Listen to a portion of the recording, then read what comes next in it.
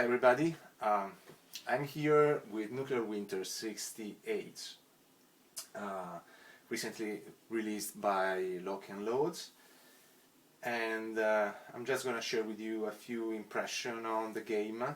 There was a drive-through video recently posted on Board Game Geek that is an actual review and that goes through all the different phases of the game, and I do recommend you to watch that video. I'm just going to share some impression on what I like of the game. I think that this is a nice game, it's worth the money, and I want to give you a few reasons to actually try to play this game, and maybe, if possible, to support Lock and Load by getting your own copy.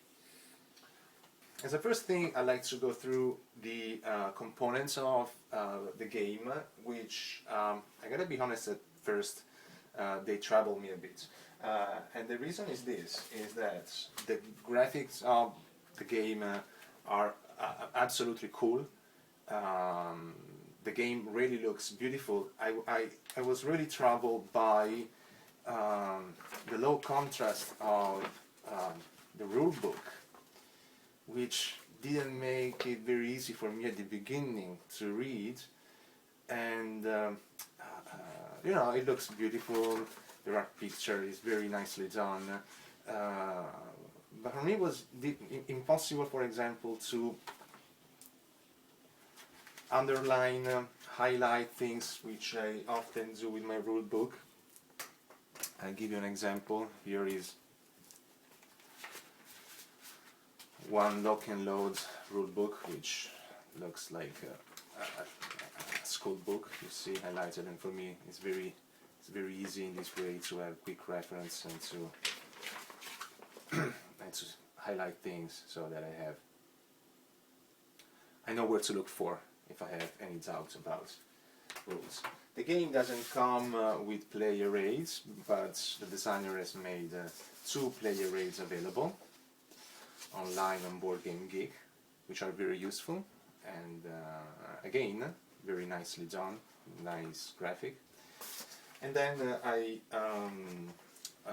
scanned and printed out this chart that is present only in the rulebook, where it tells you what kind of terrain blocks the line of sight, and which terrain gives you the bonus of concealment. And also there is here a chart for the victory points.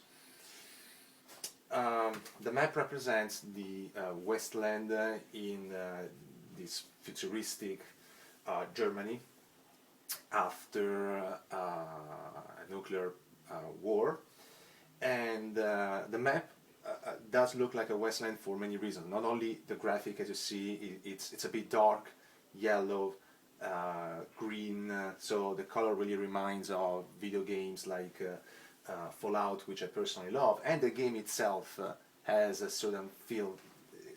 It feels like that video game for many reasons. There are 1, 2, 3, 4, 5, 6 cities that, as you can see, are placed more or less around the border of the map. There are 2 basically main roads that cut the map, 3 major hills, and everything else is wasteland. So the units have some of the units have a very long range firepower, and it is important for the mechanics of the game to really get the best out of concealments and of terrain modifiers, because whenever a battle must be resolved, the defender doesn't roll any die. So it is extremely important that the defender is always, to try to place your units in zones of where you can actually get good terrain modifiers. Beside the terrain modifiers, there is one of the option of the artillery is to lay smoke, so you can use smoke to cover yourself. The game comes with 3 different kind of units, the Third Reich, NATO units, and the Black Hand, which are basically the mutants. Okay, and I play this game only solo, as the majority of the war games that I play, and I gotta say that the Black Hand are really something that gives a special taste to the game, because one of the most interesting things of the game is the event chart that is in here in the lower right corner. Every scenario states if there are any event cheats to put in the opaque cup from which you pull out the cheats. And if you pick an event, you gotta first decide which kind of unit is going to affect. So I don't know, for example, what I do is I roll 1 die, and if it's odd, affects NATO, or if it's even, affects the Third Reich. Then you roll 2 dice, you cross-reference here, and some events, of course. Now, the interesting thing is that among these events, your units may be attacked by chemical weapons, and some infantry units can be turned into mutants, into the Black Hand unit, into zealots that are immediately going to assault your units if they're stacked with other units, other friendly units. Or, for example, your units placed on a hill can be attacked by Scourge. Or you can find weapons or gain supply points to to rally some of your units. Really, the events make the game really unpredictable. This is the 3rd turn of the scenario number 10. I've been playing a lot of I played almost all the scenarios of the games, and this one is a very nice one. First of all, because there are, in the original setup, there are a lot of markers that you put that add features to the terrain, like radiation markers, which make the terrain impassable, or minefield, or sandbags, or shell holes here.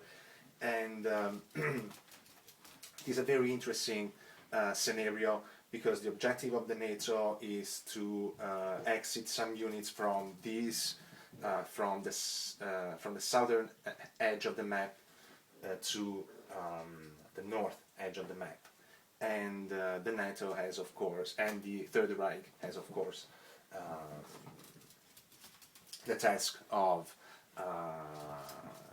making life difficult for the NATO. And this is very interesting because the NATO units may enter these from this side of the map, and as you can see here, there is an impassable river, which in theory could be crossed only here. Could be crossed here, for example, but there is a radiation marker, and so the terrain is impassable.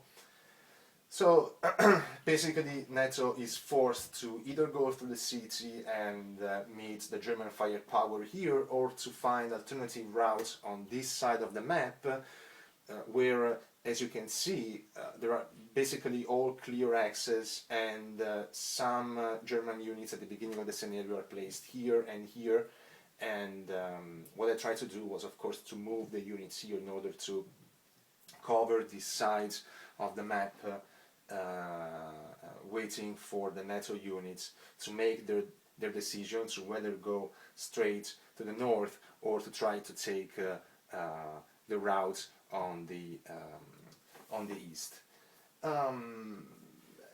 It's very fun. It's very fun. It's very quick to play. Units are easy to read. Combat, it's very easy to resolve. There are airplanes, aircrafts available, and it's interesting the mechanism, how it works, because you can every scenario states for how many turns air support is available, and if you call in, for example, on turn 1 an airstrike, the actual airstrike is going to take place on turn 2, and you gotta wait for the aircraft to actually exit the map in order for that aircraft to become available again for another call. So let's say, for example, that you call an airstrike on turn 1, the actual airstrike takes place on turn 2. If you manage to exit the aircraft on turn 2, then on turn 3 the aircraft becomes available, it's on call, and if you call it on the 3rd turn, it becomes available on the 4th. The actual airstrike takes place on the 4th. The Black Hand units adds a lot of spice to the game. One problem I had was that recently my lock and load maps, mounted maps, tend to warp. So I had to put my plexiglass on it. I don't know if it's because of, I don't know, maybe the smoke, maybe it's I don't know, it's the New Jersey weather. Anyway, I saw other pictures of other maps, people not having this problem, so I guess I can do something about it.